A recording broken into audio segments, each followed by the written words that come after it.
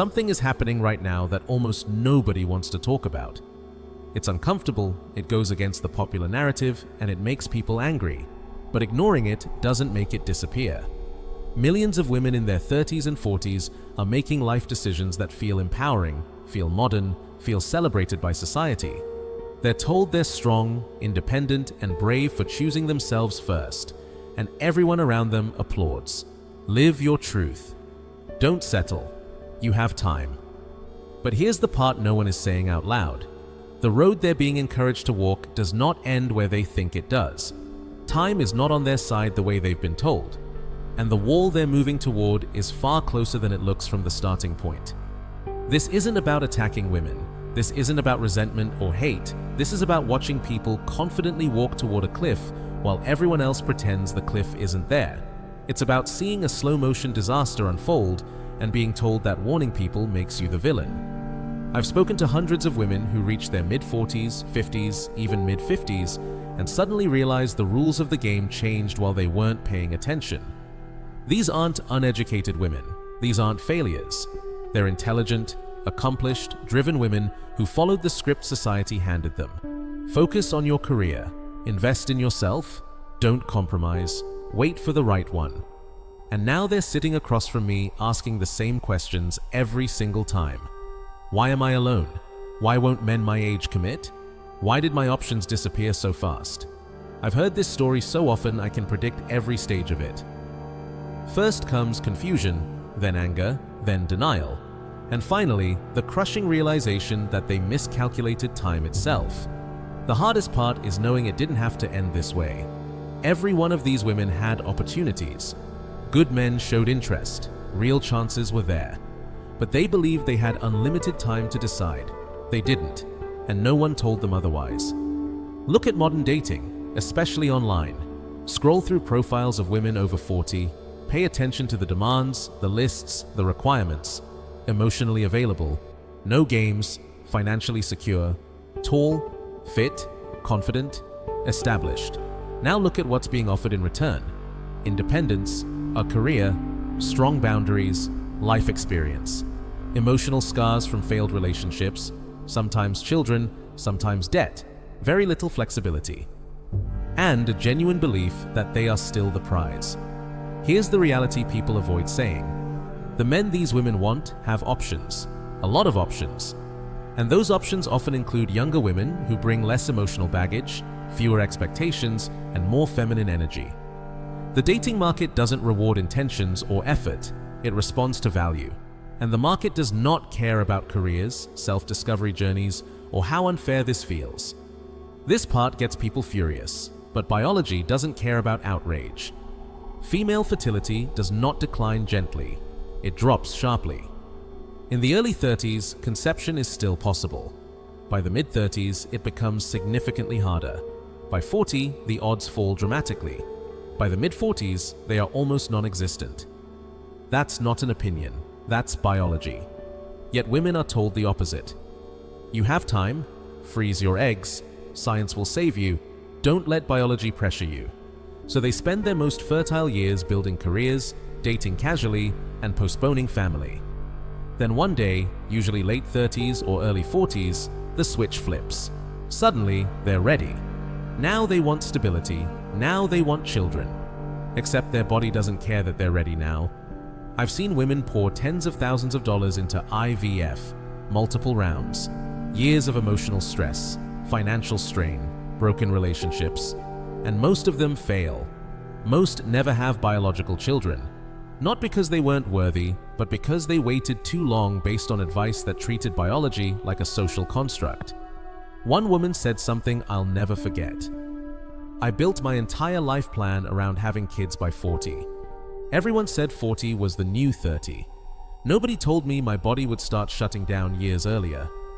She was in her mid-40s, single, no children, nearly 6 figures spent, nothing to show for it except regret. That's not empowerment, that's tragedy. Here's the truth people don't want to hear. A woman's dating market value peaks earlier than society admits, not because women lose worth as human beings, but because male attraction is driven by biology, not social ideals. Men are naturally drawn to youth, fertility, and flexibility. This isn't culture, it's evolution.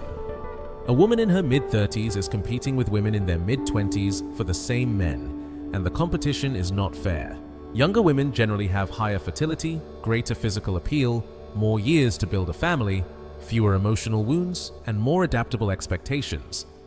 This doesn't make older women bad, it makes the market unforgiving. The danger isn't women choosing careers or independence. The danger is lying to them about the cost of waiting. Time is the one resource you cannot earn back. And pretending otherwise is setting people up for the most painful realization of their lives when it's too late to change course. A woman in her mid-30s may have more life experience, a stronger career, and greater emotional maturity. Those qualities sound impressive on paper, and they absolutely matter in life. But here's the uncomfortable truth. They don't trigger male attraction. They're bonuses, not requirements. Nice to have, not must-haves. What men are biologically drawn to is youth, beauty, femininity, and fertility, generally in that order. Everything else is negotiable. Women are told this way of thinking is shallow. They're told it's patriarchy, insecurity, or men being intimidated by successful women. And many women accept that explanation because it feels better than confronting biological reality. But instead of listening to what people say, look at what successful men actually do. Look at their behavior, not their words. Who do they date? Who do they marry? Take Leonardo DiCaprio as an example. He's nearly 50 and consistently dates women under 25. Is he an extreme outlier, or is he simply honest about what high-value men want when they have options? A 40-year-old woman with a six-figure career may believe she's a catch, and to some men, she is. But the men she desires most, successful, attractive, high-status men, are often dating much younger women because they can. And while this is happening, many women are hitting 40, 45, 50, and suddenly realizing their market value declined while they weren't paying attention. All those years spent climbing the career ladder didn't move the needle in the dating market. The market doesn't care. Your dating value was highest in your early 20s, and those years were spent focusing on everything except choosing a long-term partner. Now the cost of that delay is coming due. If this makes you uncomfortable, that's a good thing. Discomfort is often the first sign that you're seeing something real. Ask yourself honestly, are women being told the truth about aging and the dating market, or are they being protected from reality until it's too late to act? This is where things become truly dangerous. As women's dating market value goes down, their standards often go up. At 25, she wants a man who's attractive, fun, and shows potential. She's flexible. She's open to building together. By 35, that list has exploded. He must be tall. He must earn six figures. He must be emotionally available, but also dominant and masculine. He must want children while fully supporting her independence. He must be fit, confident, established, and already finished with his self-work. Meanwhile, she's not the same woman she was at 25. She may be heavier, more tired, carrying debt, and emotionally scarred from multiple failed relationships. Her career drains her energy. There's an edge of bitterness she doesn't even recognize yet. And despite all of this, she believes she deserves a man who exceeds her in every measurable category. I once counseled a woman in her early 40s, single mother, 2 children from different fathers, retail job, overweight, in debt, living with roommates. Her requirements were precise and non-negotiable. At least 6 feet 2 inches, earns $150,000 or more, no kids but wants kids, emotionally intelligent, physically fit, and owns his home. I asked her a simple question. What would a man like that want from you? What do you bring that would attract someone at that level? She was offended. She accused me of misogyny. She said she shouldn't have to bring anything, that she was valuable just as she was. But that's not how markets function. You don't get to demand premium results while offering discounted value. Dating, like everything else, runs on exchange, whether people like that idea or not. Yet women are told the opposite their entire lives. You're perfect as you are. Never change, never settle. He should love you exactly as you are. So they don't settle, they wait for perfect. And perfect never arrives. Because the men they consider perfect are dating women 15 years younger who aren't demanding perfection in return. Women were promised they could have it all: career, family, fulfillment, if they just leaned in and worked hard enough. That promise was a lie. Balance isn't infinite. Trade-offs are real. You can't climb relentlessly up the corporate ladder and still be fully present for your children. You can't work 60-hour weeks and maintain a deep romantic relationship. You can't prioritize career throughout your 20s and 30s and then expect to easily build a family in your 40s. Something has to give, and most of the time, what gives is relationships, family, and children. I've counseled women who reach the top of their professions, partners at law firms, executives at major companies, only to find themselves alone in their mid-40s with no family and no legacy. One woman told me, "I have everything I worked for, the office, the salary, the respect. And I come home to an empty apartment every night and wonder why I feel so hollow." The answer is simple but painful. Humans aren't designed to find meaning in boardrooms and performance reviews. We're designed for connection, for family, for continuity beyond ourselves. Men can do both, and that's the part no one wants to admit. Men's biology gives them time. A man can spend his 20s and 30s building his career, increasing his income, improving his status, and still have decades left to build a family. His fertility doesn't collapse. His dating market value doesn't shrink. In fact, for many men, it increases as they become more successful, more confident, and more established. Women don't have that luxury. Their window is shorter, much shorter, and when that window is spent almost entirely on career and independence, it often means sacrificing the family they assumed would naturally come later. But later doesn't always arrive, or it arrives at the exact moment biology closes the door. Here's the part no one prepares you for. The career you gave your youth to will never love you back. It won't sit beside you when you're sick. It won't remember you when you're gone. It won't call you on holidays or carry your legacy forward. Children would have done that. Family would have done that. But instead, you're left with a resume, a LinkedIn profile, and a retirement account. And none of those things fill the emptiness when the noise of work finally stops. Even if you're a woman reading this and recognizing these patterns, there is no easy fix. Advice like, just lower your standards, doesn't work once you've crossed a certain age. The men you would realistically accept at your current market value don't want you. They want younger women. You lowering your standards doesn't change their preferences. Freezing your eggs doesn't solve the problem either. Frozen eggs don't guarantee babies. The success rates are low, the costs are high, and the emotional toll is enormous. And even if it works, you're still a single mother by choice, something that dramatically reduces your dating options going forward. Self-improvement helps at the margins. Losing weight, improving your attitude, working on yourself, all of that matters.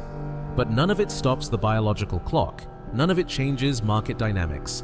None of it rewinds time. The truth is simple and brutal. The system lied to you. Society told you that you could wait, that biology was negotiable, that men would adjust to your timeline, your standards, and your priorities. But biology doesn't negotiate. Markets don't care about feelings.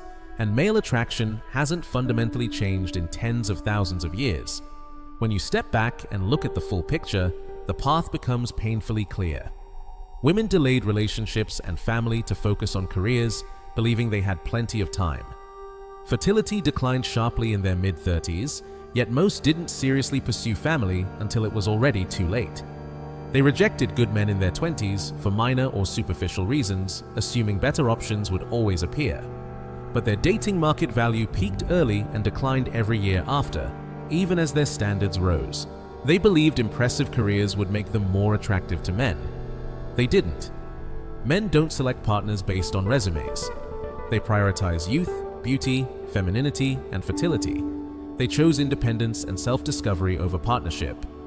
And now many of them are alone in their 50s, realizing that independence feels a lot like isolation when there's no one left to share life with. They were told they could have it all. That 40 was the new 30. That biology was just a social construct. Every decision felt empowering in the moment. But the path led exactly where biology and market dynamics always said it would, toward a future without the family they assumed would naturally happen someday. If you're a woman hearing this and you feel angry, that's understandable. This truth hurts. But anger doesn't change biology. Anger doesn't reverse time. Anger doesn't make men want different things. If you're young enough, you can still course correct. You can prioritize finding a partner instead of endlessly optimizing your career. You can choose good enough instead of waiting forever for perfect. You can build a family while your biology still allows it. But if you're already 45, 50, 55, after decades on this path, the only thing left is honesty. The advice you followed destroyed your chances at the life you wanted, and the people who gave you that advice don't live with the consequences. You do. That's the dangerous path. And women are still walking it, eyes wide shut. If you're a man watching this and you've seen this pattern play out in real life, you already know. Speak up. And if you know a young woman who needs to hear this before it's too late, send this to her. Reality doesn't care about feelings. Biology doesn't negotiate.